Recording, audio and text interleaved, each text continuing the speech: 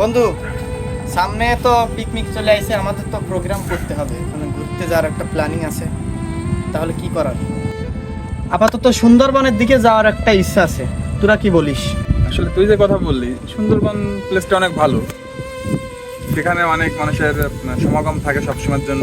ওখানে নির্ধারিত বাজেট প্রয়োজন। তো বাজেটে কত টাকা খরচা হবে বা কতজন যাচ্ছি এটার উপর ডিপেন্ড করবে আসলে। ও বাজেট যা লাগে সমস্যা নাই, সেটা ম্যানেজ করে নেওয়া যাবে। এখন আমাদের ট্যুরটা গুরুত্বপূর্ণ হয়ে দাঁড়াইছে, তো সবাই তো রেডি তো? হ্যাঁ, তাহলে কোনো সমস্যা নেই আমাদের। তাহলে কোনো সবাই সমস্যা যাচ্ছে, আছে না? ও টাকা পয়সা যা লাগে ম্যানেজ করে দেওয়া যাবে, সমস্যা নাই। কয়টা বার লাগবে না, ওই 1000-2000 লাগতে পারে। ও টাকা পয়সা নিয়ে কোনো চিন্তা করা লাগবে না, যা লাগে আমরা তো আছি। টাকা পয়সা নিয়ে কোনো প্রবলেম নাই। তাহলে লিঙ্কন কি বলতেছিস? না রে বন্ধু, আমার অবস্থা পাতি মেলা ভালো না, তোরা যাই, আমি যাব না। আমারে হাত দিস না বন্ধু, তোরা যা।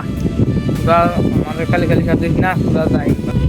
এই কোন আছে এদিকে আয়, যাস না, ভাই। হ্যাঁ, ঠিক আছে, সমস্যা নেই। তাহলে আমার একটু কাজ আছে, আমি একটু সেরে আসি। আচ্ছা, আমি বাড়ি যাই।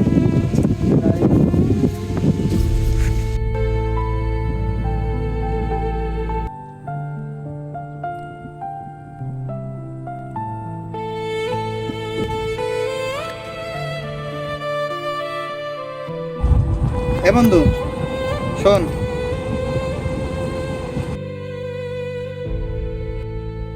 এই পিকনিকে কালকে 1000 টাকা জমা দেওয়ার কথা ছিল না? এই টাকাটা জমা দিয়ে আসো, ঠিক আছে? তুই আমার টাকা দিচ্ছিস, আমি তো এত টাকা দিতে পারবো না। তোর কাছে টাকা কি আমি চাইছি? তোর টাকা দিছি, টাকা রাখ, আর সকালে পিকনিকে এটা জমা দিবি, বুঝছিস? হ্যাঁ, তোরে আমি খুঁজতেছি, তুই এই জায়গা বন্ধু? আমি খুঁজতেছি। কি হয়েছে বন্ধু? শোন বন্ধু,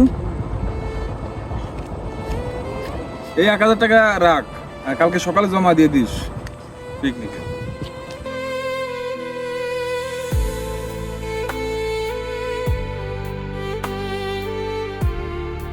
বন্ধু, কালকে পিকনিকটা তোমার যাবে না, বুঝছিস? তা তোর তো টাকা নাই, তুই থাকতে হবে না করলি। ধর আমি দিচ্ছি 1000 টাকা, কালকে তোমার দিয়ে দিস। আর আমার কথা কোশ্চেন আমি দিচ্ছি, কোশ্চেন তোর দেওয়া ছিল তাই। তাহলে মন খারাপ তাই না, বসবি, কালকে তোমার দিয়ে দিস।